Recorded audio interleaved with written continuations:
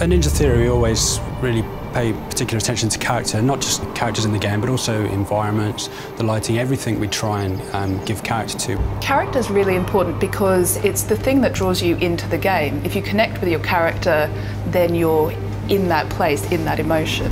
Character is ultimately what makes us like or dislike a person. Journey to the West is an ancient Chinese story.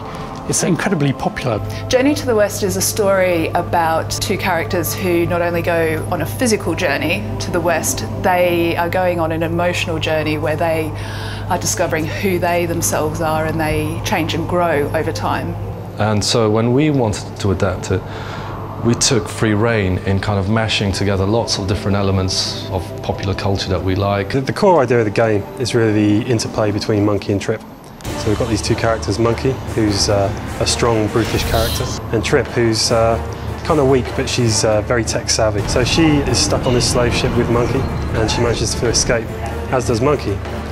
And she decides to use this guy as a tool, a weapon, to help her get through this very dangerous land and get herself home. Monkey is a wild man, self-sufficient, standalone individual. It's kind of like Tarzan having a really bad day. Essentially, he doesn't need anybody. He's very dismissive of culture and looking after people because he's been hurt by it time and time again. Trip is the complete opposite to Monkey. She's always lived within a community of peaceful people. She's the brains of the couple, really. I mean, if you put yourself in Monkey's shoes, how would you feel if you were minding your own business, suddenly someone made you a slave, and then told you to do something you didn't want to do? She can choose whether he lives or whether he dies. How do I know you're coming back? You die, I die, right? Yeah.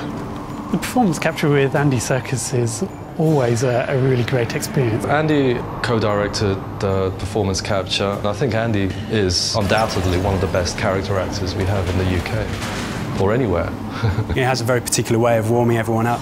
One of Andy's key skills is being able to actually make them relax and understand how it's not that different to a film production. The first morning when we got together, he said, right, everyone outside into the large area. And we ended up kind of running around for quite a few minutes playing tag, going under people's legs to free us up, and he's sprinting. And with 20 adults running around trying to do this all at once, it's very hectic, and the energy is just there.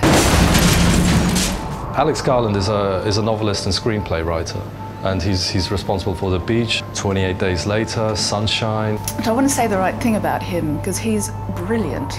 Because we wanted the game to feel like a movie when you're playing it, we thought we've got to find a really great screenwriter. So when Alex came on board, it gave us an opportunity to work with someone who's a master of his craft in an area that we don't actually know a lot about. And so what he brought to the game was this amazing kind of almost directorial eye of how to tell a story. And he worked with us for 2 years on that, and we learned a hell of a lot from him. At a very high level, Enslaved was inspired by the Chinese story of A Journey to the West. But if we move below that, Enslaved is inspired by Ninja Theory's desire to make beautiful games, to create believable characters in beautiful settings, and give them really exciting situations to deal with.